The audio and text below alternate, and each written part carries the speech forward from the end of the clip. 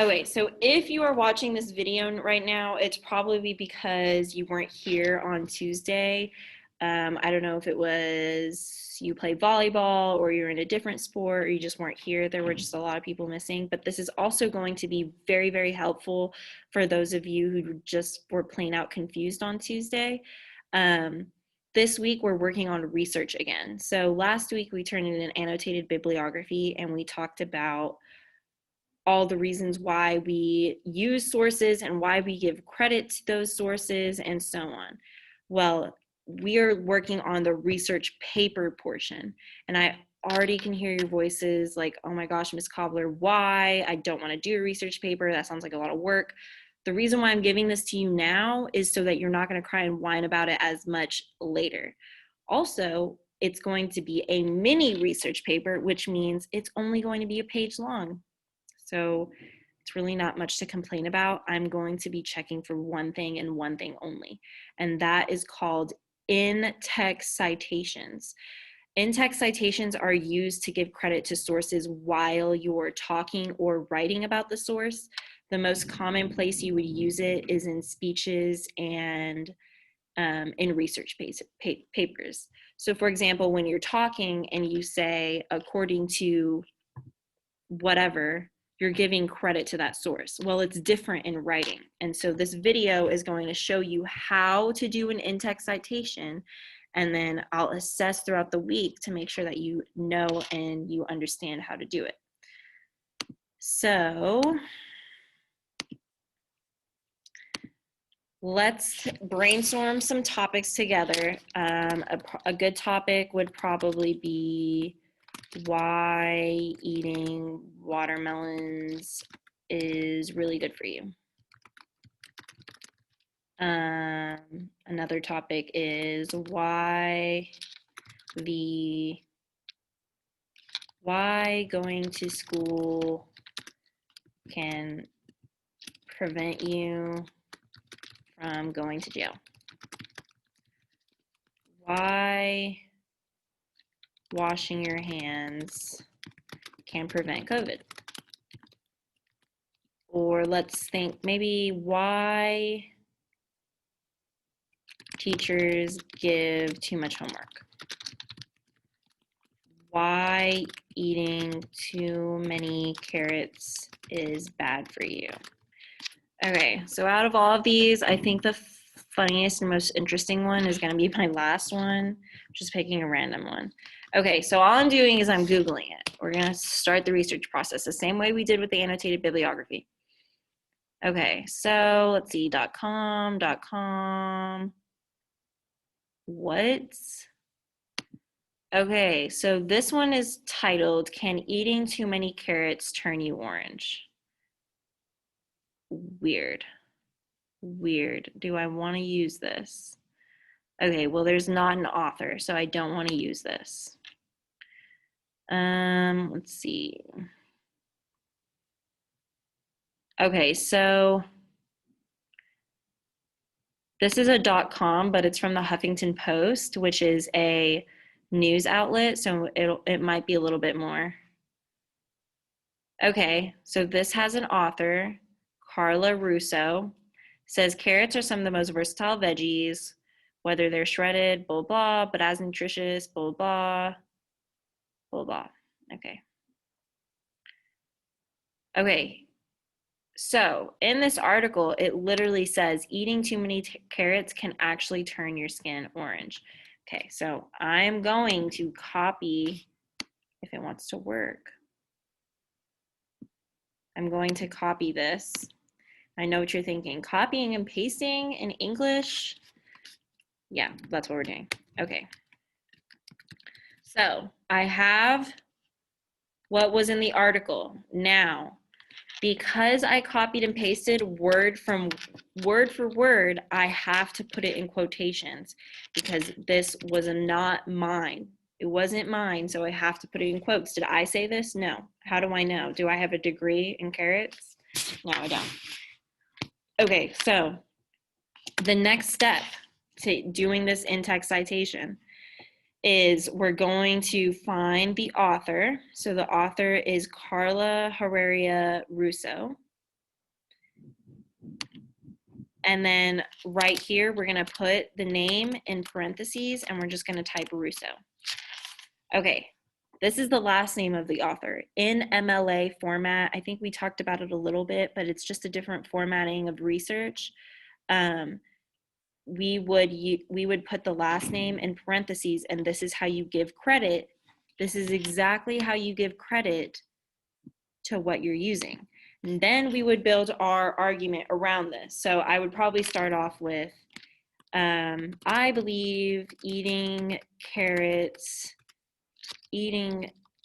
too many carrots is really bad for you because according to an article on the Huffington Post, I put it in italicized because it's a large piece of information, to an article on the Huffington Post, comma, eating too many carrots can actually turn your skin orange. Now, this is what I'm going to be looking for. I need to see what you think, and then I need you to support what you think with evidence from whatever research that you choose. And then you would just go on talking about it. And that's how you would create an in-text citation. Now, thinking of that, that is not the only way that you can do this.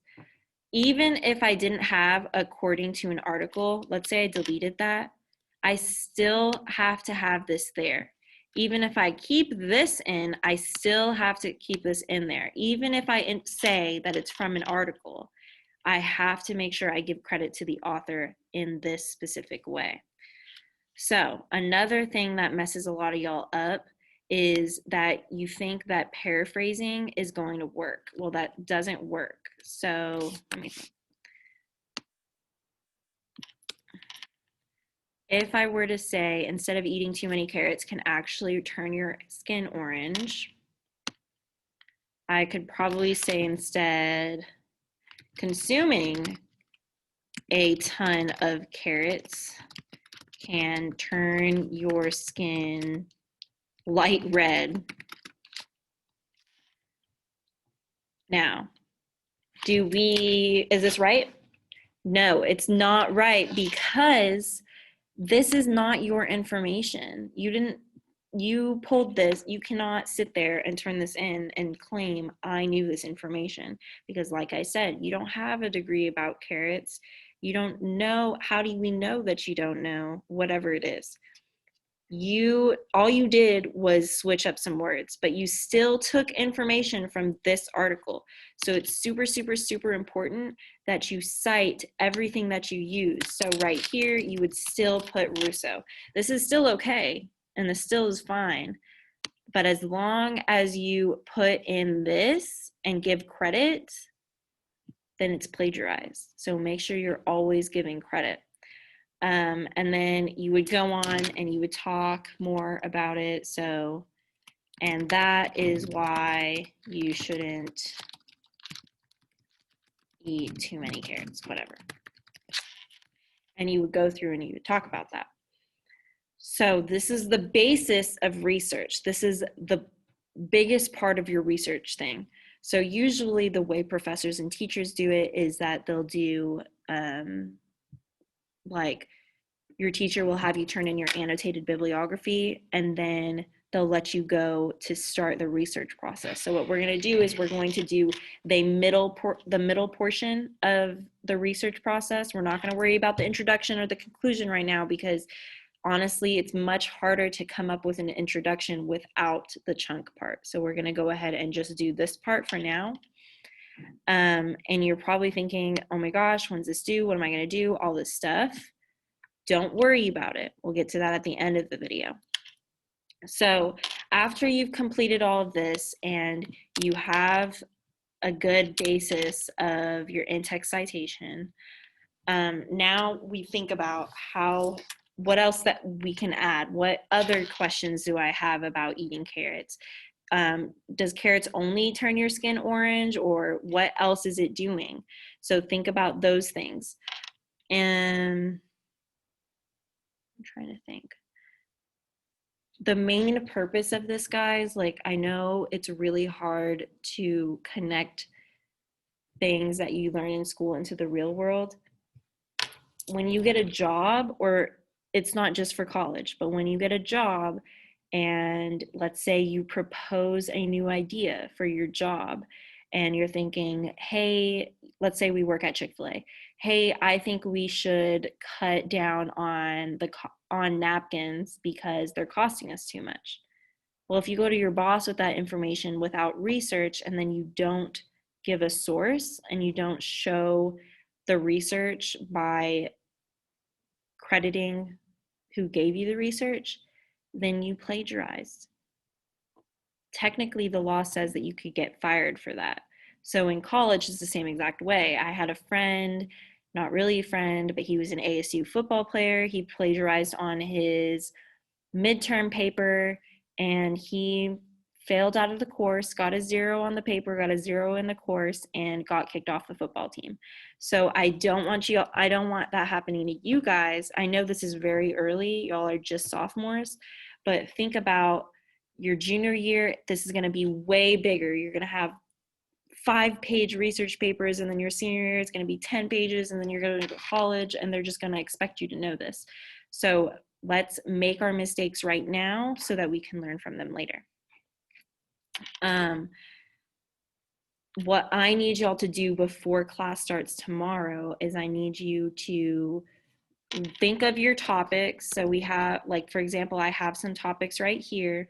Think about what kind of questions that you have for your topic. Create more questions. So if you decide why eating watermelons is really good for you, think about cost of watermelons, health benefits, whatever it is that y'all have to talk about. Like, all of it works. Think about that topic, and then you're going to go into Schoology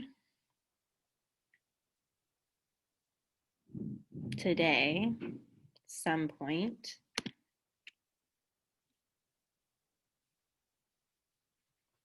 Let's use 4th period. Go into Schoology, and then there's a discussion. It's under week 10 on Tuesday. Research topic. And put in your research right here, your research topic. You cannot use the same thing as everybody else. So, for example, Natalie chose mental health, why the Beatles are the most influential, is football dangerous, why softball or baseball is the most fun sport, media is worst, whatever, how in-person instruction is better. All of these things, why rubber ducks are the greatest things in the world. All of these things are really, really good topics. And think about all the things that you can research about this stuff: statistics, health benefits, whatever it is that you want to do, whatever it is. I'm letting y'all have free reign. All I need from you is to come with a topic tomorrow, something that you're looking forward to writing about. I'm trying to think. I think that's all I have for you guys. Message Miss Sanchez on Schoology. I get all the messages on there too, so I can reply also. I hope you guys have a good rest of your week, and I'll see you guys soon. Bye.